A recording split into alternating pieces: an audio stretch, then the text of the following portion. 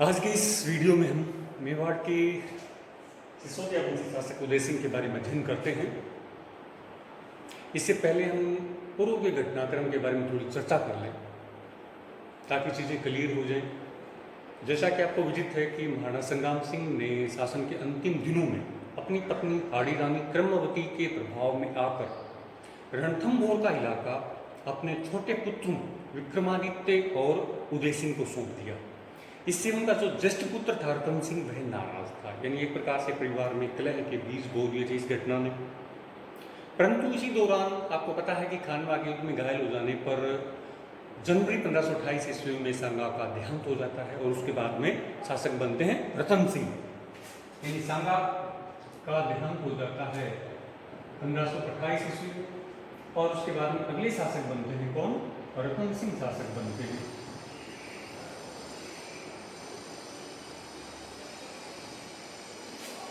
अब रतन सिंह के शासक बनने से हाड़ी रानी क्रमवती संतुष्ट नहीं थी। वह अपने पुत्रों को शासक देखना चाहती थी, बनाना चाहती थी। अतः उस क्रमवती ने, यानी क्रमवती जो सांगा की वाइफ थी, हाड़ी रानी थी, इसने बाबर से मदद, यानी दिल्ली के जो शासक थे, दिल्ली उसमें जो मुगल बादशाह थे बाबर, उनसे मदद मांगी कि आप हमारी मदद करिए, यानी मेरे पुत्र विक्रमादित्य को शासक बनने में मदद दीजिए। और उसके बदले में क्रमवती ने ये भी कहा कि रणथंभौर का इलाका आपको दे दिया जाएगा, क्योंकि रणथंभौर उन्हीं की जागीर में था।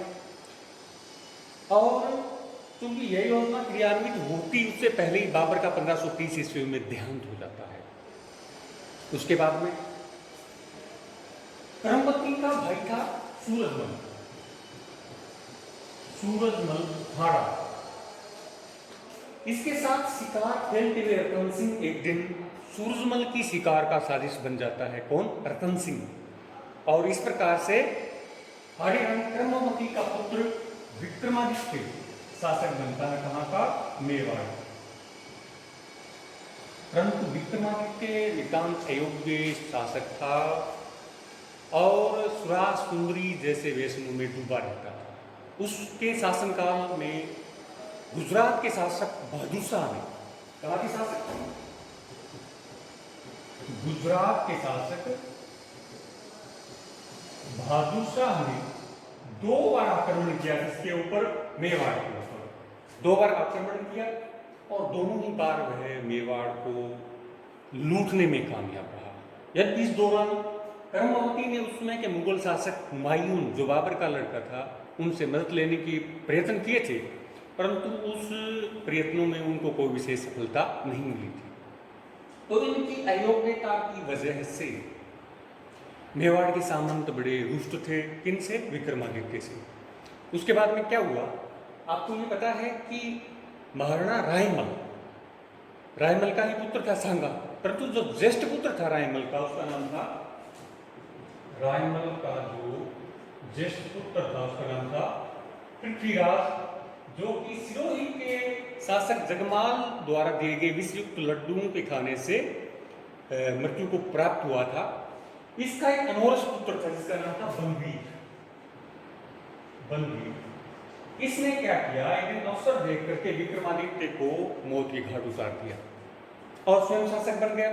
यद्यपि मेवाड़ के सामंतों में इसके लिए कोई विशेष रोष नहीं था, क्योंकि वो विक्रमादित्य से दुखी थे। परंतु बनवीर के शासक बनने के बाद में, तब बनवीर शासक बन गया, तो शासक बनने के बाद में वो भी उद्दंड हो गया, वो भी अत्याचारी और उत्पीड़क हो गया। तो इससे भी क्या हो गए, मेवाड़ के सामंत रुष्ट हो गए धीरे धीरे, और उनकी उद्दंडता इस स्तर तक पहुंच गई कि उन्होंने विक्रमादित्य के छोटे भाई उदय सिंह, जो कि गद्दी का प्रबल दावेदार था, उसको मौत के घाट उतारने का प्रयत्न किया। और उदय सिंह को इस मौत से बचाने वाली थी पन्नाधाय, जो उनकी दासी थी। यानी बनवीर ने उदय सिंह को मौत के घाट उतारना चाहा और उनकी रक्षा किसने की? पन्नाधाय ने। और इसके लिए पन्नाधाय को अपने पुत्र, जिसका नाम था चंदन का बलिदान देना था। इसके बारे में आप परिचित हो। यानी अपने पुत्र को सुला दिया, उदय सिंह की जगह है, और बनवीर ने उसको भी उदय सिंह समझ करके मौत के घाट उतार दिया। तो इस प्रकार से कन्नाधाय ने उदय सिंह के जीवन की रक्षा की, और उसके बाद में विश्वस्त सामंतों के सहयोग से उनको कुंभलगढ़ भेज दिया गया। उदय सिंह को कहाँ भेज दिया गया? कुंभलगढ़ भेज दिया गया। ये घटना 1537 ईस्वी की है, 1537 ईस्वी। तो कुंभलगढ़ में वहां पर एक छोटा सा उत्सव के द्वारा महाराणा स्वीकार किया गया कुंभलगढ़ में 1537 में, और उसके बाद में मेवाड़ी सामंतों के सहयोग से संपूर्ण मेवाड़ के ऊपर अधिकार बन पाया उदय सिंह का 1540 में। तो बनवीर को भगा करके मेवाड़ पर अधिकार बन पाया संपूर्ण मेवाड़ के ऊपर 1540 ईस्वी में। तो इस प्रकार से मेवाड़ के शासक बने उदय सिंह 1540 ईस्वी में। अब उसके बाद में देखते हैं उदय सिंह के शासक बनने के बाद की घटनाओं के बारे में। तो उस समय की जो दिल्ली के शासक थे शेरशाह सूरी, वो काफी साम्राज्यवादी और महत्वाकांक्षी व्यक्ति थे, और वो चाहते थे कि उत्तर भारत का इलाका उनके आधिपत्य में आ जाए। और उसी क्रम में उन्होंने मालदेव यानी मारवाड़ के शासक मालदेव को परास्त कर दिया था गिरी सुमेल के युद्ध में, और उसके आक्रमण के बाद यानी मारवाड़ को जीतने के बाद उन्होंने मेवाड़ पर भी आक्रमण किया। तो देख लेते हैं, शेरशाह है सूर का आक्रमण, यानी शेरशाह सूर ने मारवाड़ विजय के बाद में मेवाड़ अभियान किया। और क्योंकि उस समय उदय सिंह शासक बना ही था, 2-3 साल ही निकले थे, उसके पास कोई विशिष्ट शक्ति बल नहीं था जो कि शेरशाह का मुकाबला कर सके, इसलिए उन्होंने विवेकपूर्ण व्यवहारिकता का परिचय देते हुए चित्तौड़ दुर्ग की कुंजियां शेरशाह को सौंप दी। और उस प्रकार से शेरशाह ने चित्तौड़ वाले इलाके में अपने एक सरदार खवास खां को नियुक्त कर दिया, और इस प्रकार से मेवाड़ का बहुत बड़ा इलाका था वह अफगान आधिपत्य के अंतर्गत चला गया। परंतु जैसे ही शेरशाह की मृत्यु हुई, शेरशाह की मृत्यु हो गई थी 1545 ईस्वी में। उसके बाद में उदय सिंह ने निरंतर धावे मार करके अफगानों को मेवाड़ छोड़ने के लिए विवश कर दिया, और पुनः मेवाड़ पर सिसोदिया आधिपत्य स्थापित हो गया। अफगानी आधिपत्य से मेवाड़ को मुक्ति मिली। उसके बाद में हम देखते हैं महाराणा उदय सिंह के मालदेव के साथ संबंध, या यूं कहें कि मालदेव के साथ संघर्ष।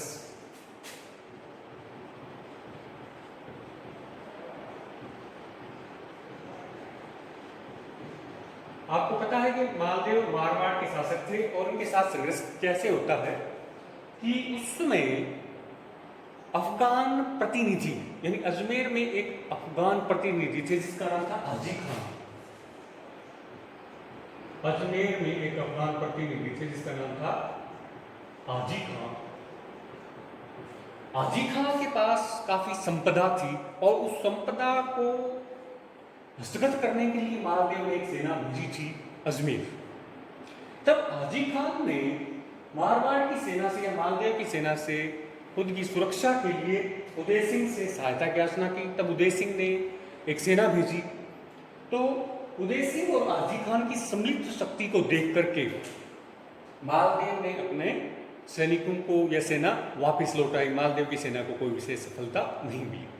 उसके बाद में उदय सिंह ने क्या किया, इस सफलता के बाद में उदय सिंह ने हाजी खान से मांग की कि उसके पास जो सोना, उसमें से 40 मन के आसपास सोना, हाथी और जो रंगराय नाम की एक पात्र है उसको मेरे पास भेजा जाए, नहीं तो युद्ध के लिए तैयार रहे। हाजी खान ने ऐसा नहीं किया तो उदय सिंह ने एक सेना भेजी।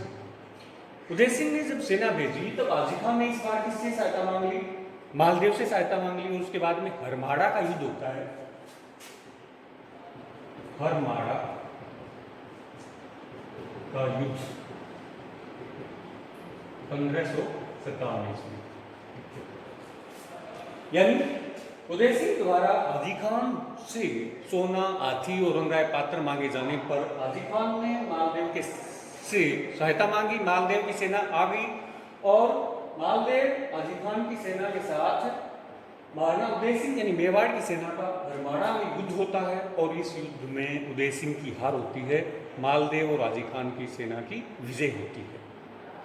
अब उसके बाद में हम देखते हैं कि दूसरी ओर दिल्ली में सत्ता परिवर्तन हो जाता है। 1556 ईस्वी में अकबर शासक बन चुके होते हैं और अकबर, आपको ये पता है कि साम्राज्यवादी और महत्वाकांक्षी भी थे और उनका ये मानना था कि संपूर्ण भारत उनके आधिपत्य में आए और उसी के लिए उसने बहुत सारे सैनिक अभियान किए थे, बहुत जगहों पर उन्होंने कामयाबी भी हासिल की थी।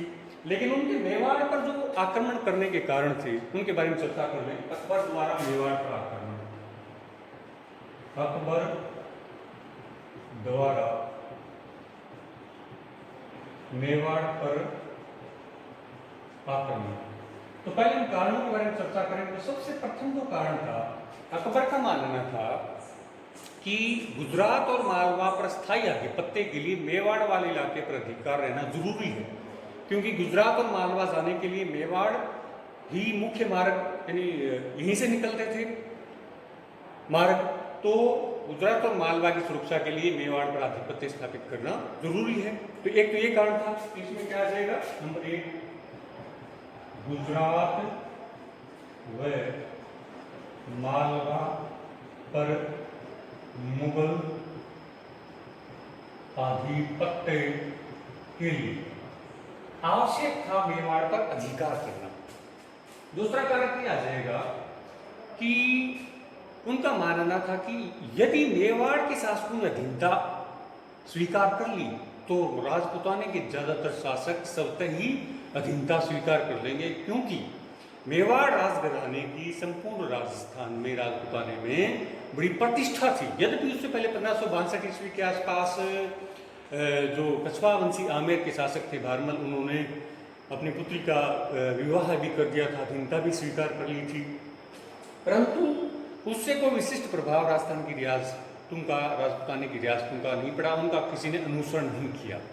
तो ये मानना था कि मेवाड़ की अधीनता से संपूर्ण राजपूताने पर अधिकार, तो ये तो लक्ष्य था ही, संपूर्ण रियासतों पर मुगल आधिपत्य, मुगल आधिपत्य, ये कारण हो जाएगा। उसके बाद में तीसरा, यानी मेवाड़ के शासक उदय सिंह द्वारा अकबर के शत्रुओं को शरण दिया जाना। जैसा कि आपको पता है कि मेड़ता के शासक जयमल राठौड़ ने उदय सिंह के यहाँ आकर के शरण प्राप्त की थी। इसके साथ साथ मालवा के शासक बाज बहादुर ने भी मुगल सेना के विरुद्ध, अकबर के विरुद्ध उदय सिंह में शरण प्राप्त की थी। तो रायमल व अकबर के शत्रु, अकबर के शत्रु रायमल व बाज बहादुर द्वारा, अकबर के शत्रु रायमल और बाज बहादुर द्वारा को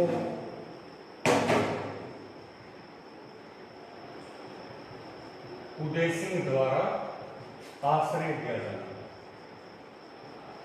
आश्रय दिया जाना। तो ये कारण थे मुख्यतः जिसकी वजह से अकबर ने मेवाड़ के ऊपर आक्रमण किया। अब हम देख लेते हैं आक्रमण के दौरान क्या घटनाक्रम हुआ, क्या घटनाएं घटी, उसके बारे में चर्चा करें। तो जैसा कि आपको विदित है कि अकबर उस समय बड़ी शक्ति बन चुका था और उनकी शक्ति का मुकाबला करने का सामर्थ्य उदय सिंह और उसकी सेना के पास नहीं था। तो जैसे ये पता चला कि अकबर अभियान के लिए आ रहा है, तो जो विश्वस्त, जो वफादार सामंत थे, सरदार थे, उन्होंने उदय सिंह को समझा करके चित्तौड़ वाला इलाका, चित्तौड़ दुर्ग छोड़ करके सुरक्षित स्थान पर चले जाने का प्रस्ताव रखा, क्योंकि वहां पर रहने से उनके जीवन को खतरा था। और चित्तौड़ का जो दुर्ग था वो, यानी अकबर का आक्रमण होता है चित्तौड़ पर, चित्तौड़ दुर्ग के ऊपर, और होता है अक्टूबर 1567 ईस्वी में। और मेवाड़ के सामंतों ने उदय सिंह को ये भी प्रस्ताव दिया कि क्योंकि आपका यहाँ रहना आपके जीवन के लिए असुरक्षित है, इसलिए और किले की सुरक्षा के लिए अकबर की सेना का मुकाबला करने के लिए चित्तौड़ का किला मेड़ता के जो रायमल थे उनको सौंप दिया।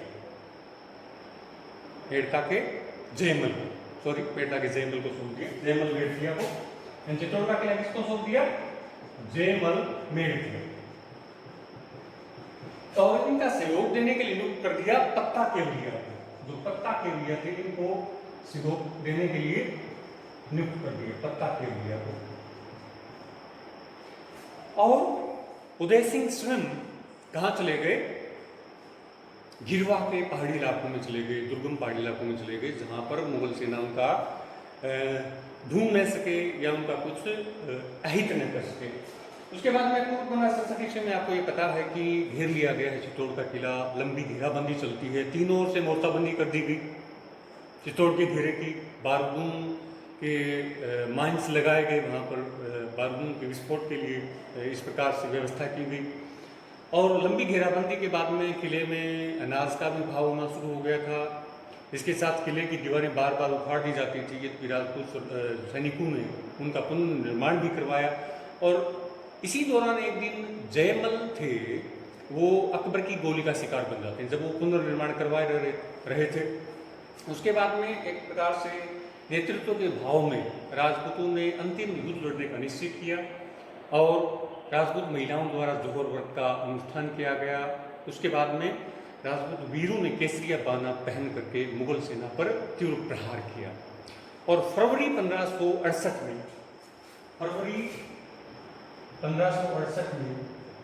जाकर के चित्तौड़ पर मुगल सेना का आधिपत्य हो जाता है। तो इस क्षति से महाराणा उदय सिंह को बड़ा आघात लगता है, वो बड़े मानसिक कष्ट के दौर से गुजरते हैं। और उन दिनों में गोगुंदा और कुंभलगढ़ में रह रहे थे। और उसी दौरान 1572 ईस्वी में गोगुंदा में उनका देहांत हो जाता है। 1572 में तो उदय सिंह का देहांत कब हुआ? इनका देहांत होता है 1572 ईस्वी। कहाँ पर? गोगुंदा। उसके बाद में उदय सिंह के निर्माण कार्यों की चर्चा करें, उनके रचनात्मक कार्यों की चर्चा की जाए तो आपको पता है कि उदयपुर नगर उदय सिंह द्वारा ही बसाया गया है। क्यों बसाया गया? क्योंकि उनका यह मानना था कि मुगलों के आक्रमणों से सुरक्षा के लिए चित्तौड़ के स्थान पर एक ऐसी जगह की तलाश की जाए जहां पर मेवाड़ की यानी सैनिक और प्रजा ज़्यादा सुरक्षित महसूस कर सके। इसके साथ साथ जो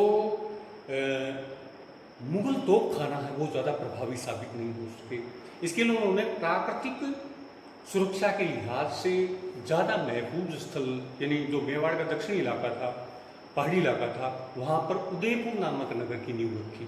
यानी उदयपुर नगर बसाया, उदयपुर नगर की नींव रखी 1559 ईस्वी। और यहाँ पर चित्तौड़ वाले इलाके से लोगों को ला कर बसाया गया। उनके लिए पेयजल की, सिंचाई के जल की सुविधाएं की गई ताकि इस इलाके में ज़्यादा से ज़्यादा लोग आकर बस सके, इसको संपन्न बनाया जा सके। और क्योंकि ये इलाका उस इलाके से, चित्तौड़ वाले इलाके से ज़्यादा महफूज था, ज़्यादा आसानी से मुगल सेना का मुकाबला किया जा सकता था। तो ये उनका एक बहुत बड़ा योगदान रहा उदयपुर नगर की स्थापना। इसके साथ साथ छापामार युद्ध शैली को व्यवहारिक तौर के ऊपर लंबे समय तक इन्होंने लागू भी किया था। यानी अकबर के आक्रमण के दौरान उनको लंबे समय तक परेशान किया गया छापामार युद्ध शैली द्वारा, जो बाद में चंद्रसेन मारवाड़ के शासक और महाराणा प्रताप ने व्यापक पैमाने पर उसको काम में लिया। इस प्रकार से ये महाराणा उदय सिंह का जीवन काल रहा, उनका शासनकाल रहा। अब हम अगले वीडियो में महाराणा प्रताप के बारे में देखेंगे।